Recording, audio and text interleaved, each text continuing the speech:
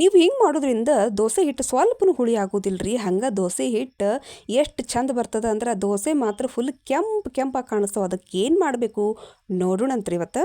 ದೋಸೆ ಹಿಟ್ಟು ಇಡ್ಲಿ ಹಿಟ್ಟು ನೀವು ಏನೋ ಮಾಡಿರಿ ಹೆಂಗೆ ಮಾಡಿರಿ ಹುಳಿ ಆಗ್ಲಿಕ್ಕತ್ತದ.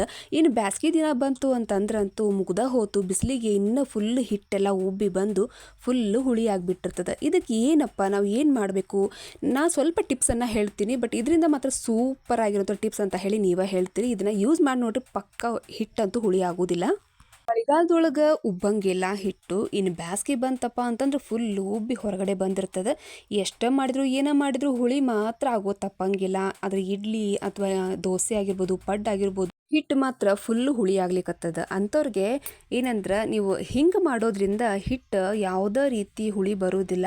ಈ ಒಂದು ಟಿಪ್ಸ್ಗಳನ್ನ ನೀವು ಫಾಲೋ ಮಾಡಿರಿ, ಹಿಟ್ಟು ಮಾತ್ರ ಸೂಪರ್ ಆಗಿರ್ತೈತಿ. ಹಂಗೆ ಅಷ್ಟು ಸಾಫ್ಟಾಗಿ ಬರ್ತಾವೆ, ಹಂಗೆ ಅಷ್ಟು ಕೆಂಪಾಗಿ ದೋಸೆಗಳು ಕಂಡು ಬರ್ತಾವೆ ನಿಮ್ಗೆ. ಹಿಟ್ಟು ಭಾಳ ಹುಳಿ ಆಗ್ಲಿಕ್ಕತ್ತದ ಅಂದ್ರೆ ಮನೆಯೊಳಗೆ ಏನಾದರೂ ಹಸಿ ಕೊಬ್ಬರಿ ಇತ್ತಂದರೆ ನೀವು ಹಸಿ ಕೊಬ್ಬರಿನ ತುರಿದು ಅಥವಾ ಮಿಕ್ಸಿಗೆ ಹಾಕಿ ಅದರ ಹಾಲನ್ನು ಹಾಕ್ಬೋದು. ಇಲ್ಲಪ್ಪ ಅಂತಂದರೆ ಒಣ ಕೊಬ್ಬರಿ ಇದ್ದರೆ ಒಣ ಕೊಬ್ಬರಿನ ಕೂಡ ಹಿಟ್ಟಿಗೆ ಹಾಕಿ ಇದರಿಂದ ಏನಾಗುತ್ತೆ ಅಂದರೆ ಹಿಟ್ಟು ಹುಳಿ ಆಗೋದು ಕಡಿಮೆ ಆಗುತ್ತೆ. ಇದು ಫಸ್ಟ್ ಟಿಪ್. ಆದರೆ ಸೆಕೆಂಡ್ ಟಿಪ್ ಏನಪ್ಪ ಅಂತಂದರೆ ಹಸಿಮೆಣಸಿನ್ಕಾಯಿ ಮತ್ತು ಶುಂಠಿ ಪೇಸ್ಟನ್ನು ಹಾಕೋದ್ರಿಂದನೂ ಕೂಡ ಹಿಟ್ಟು ಹುಳಿ ಆಗೋದು ತಪ್ತದೆ. 2 ಟಿಪ್. ಆದರೆ 3ನೇ ಟಿಪ್ ಏನಪ್ಪ ಅಂತಂದರೆ ಉಪ್ಮಾ ರವೆ ಅಂತ ಬರುತ್ತೆ, ಕೇಸರಿ ರವೆ, ಅದನ್ನು ಕೂಡ ಹಾಕೋದ್ರಿಂದ ಹಿಟ್ಟು ಹುಳಿ ಬರೋದು ಕಡಿಮೆ ಆಗ್ತದೆ. ಅಂದರೆ ಹಿಟ್ಟು ಹುಳಿ ಬರೋದಿಲ್ಲ. ಹಾಗೆ ದೋಸೆ ಹಿಟ್ಟು ಕೂಡ ನಿಮಗೆ ಜಾಸ್ತಿ ಆಗುತ್ತೆ ಇದರಿಂದ.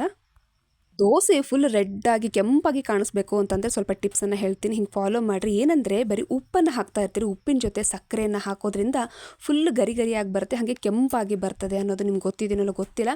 ಹಾಗಾಗಿ ಇದು ಬೆಸ್ಟ್ ಟಿಪ್. ಹಾಗೆ ದೋಸೆ ಮಾತ್ರ ಸೂಪರಾಗಿ ಕುರುಮ್ ಅನ್ನಂಗೆ ಬರ್ತವೆ. ಆದರೆ ಈ ಒಂದು ಸಕ್ಕರೆಯನ್ನು ನೀವು ಇಡ್ಲಿ ರವಕ್ಕೆ ಮಿಕ್ಸ್ ಮಾಡೋದಕ್ಕೆ ಹೋಗಬೇಡ್ರಿ. ಇದು ಬರೀ ದೋಸೆ ಅಥವಾ ಪಡ್ಡಿಗೆ ಮಾತ್ರ ಈ ಒಂದು ಟಿಪ್ಸನ್ನು ನೀವು ಅನುಸರಿಸ್ರಿ. ಇದರಿಂದ ಸೂಪರಾಗಿ ಬರ್ತವೆ. ಹಂಗೆ ಭಾಳ ಅಂದ್ರೆ ಭಾಳ ನಿಮ್ಗೆ ಇಷ್ಟ ಆಗ್ತವೆ ದೋಸೆಗಳು. ಎಷ್ಟೋ ಜನ ಹೇಳ್ತಿರ್ತಾರೆ ದೋಸೆ ಎಲ್ಲ ಚಲೋನ ಮಾಡಿರ್ತೀನಿ, ಹಿಟ್ಟು ಚಲೋ ಆಗಿರ್ತದೆ, ಹಿಟ್ಟು ಹುಳಿ ಬಂದಿಲ್ಲ. ಆದ್ರೂ ಏನಂದರೆ ದೋಸೆ ಮಾತ್ರ ಕೆಂಪಾಗೋದಿಲ್ಲ, ಬೆಳ್ಳಗಾಗ್ತವೆ. ಯಾಕೆ ಹಂಗಾಗ್ತವೆ ಅಂತ ಹೇಳಿ ನೀವು ಯೋಚನೆ ಮಾಡ್ತಿರ್ತೀರಲ್ಲ, ಸ್ವಲ್ಪ ಅದಕ್ಕೆ ಏನಂದರೆ ನೀವು ಸಕ್ಕರೆಯನ್ನು ಆ್ಯಡ್ ಮಾಡೋದ್ರಿಂದ ಕೆಂಪಾಗಿ ಕಾಣಿಸ್ತವೆ ನೋಡಿರಿ. ಮನೆಯಾಗಿರೋ ಒಂದು ಕೆಲವೊಂದು ಟಿಪ್ಸನ್ನು ನಾವು ಯೂಸ್ ಮಾಡೋದ್ರಿಂದ ನಮ್ಮ ಕೈ ಒಳಗನೆ ಇರ್ತದೆ. ನಾವು ಏನು ಮಾಡ್ತೀವಿ ಅಂದರೆ ಅವರೆಲ್ಲ ಚಲೋ ಮಾಡ್ತಾರೆ, ಇವ್ರು ಚಲೋ ಅನ್ನಿಸ್ತಾವೆ, ಇವ್ರು ಎಷ್ಟು ಚಲೋ ಮಾಡ್ತಾರಲ್ಲ ದೋಸೆನ, ಇವರೆಲ್ಲ ಎಷ್ಟು ಚಲೋ ಮಾಡ್ತಾರಲ್ಲ ಪಡ್ಡು ಅಂತ ಅನ್ನಿಸ್ತದೆ. ಸ್ವಲ್ಪ ಟಿಪ್ಸನ್ನು ಅನುಸರಿಸೋದ್ರಿಂದ ನಾವು ಕೂಡ ಮಸ್ತಾಗಿ ಮಾಡ್ಬೋದು. ಇನ್ನೊಂದಿಷ್ಟು ಕೆಲವು ಟಿಪ್ಸ್ಗಳದು ಇದಾವೆ. ಸೊ ಕಂಪ್ಲೀಟಾಗಿ ವಿಡಿಯೋನ ನೋಡಿರಿ, ಇದರಿಂದ ನಿಮಗೆ ಯೂಸ್ಫುಲ್ ವಿಡಿಯೋ ಅಂತ ಅನ್ನಿಸ್ತದೆ. ಇನ್ನೂ ಒಂದು ಟಿಪ್ ಏನಪ್ಪ ಅಂತಂದರೆ ನೀವು ಹಿಟ್ಟು ಇವಾಗ ಮಿಕ್ಸಿಗೆ ಹಾಕ್ಕೊಂಡ್ಮೇಲೆ ಅಂದರೆ ನುಣ್ಣಗೆ ಮಾಡ್ಕೊಂಡ್ಮೇಲೆ ಒಂದು 8 ಗಂಟೆ ಮಾತ್ರ ಹೊರಗಡೆ ಇಡಿ. ನಂತರದಲ್ಲಿ ಏನು ಮಾಡಿ ಅಂದರೆ ಉಪ್ಪು ಹಾಕದೆ ನೀವು ಫ್ರಿಜ್ಜಲ್ಲಿ ಇಟ್ಕೊಳ್ಳಿ. ನಿಮ್ಗೆ ಎಷ್ಟು ಬೇಕಲ್ಲ ಅಷ್ಟಕ್ಕೆ ಮಟ್ಟಕ್ಕೆ ಮಾತ್ರ ಉಪ್ಪನ್ನು ಹಾಕ್ಕೊಂಡು ಹೊರಗಡೆ ತೆಗೆದಿಟ್ಕೊಳ್ರಿ.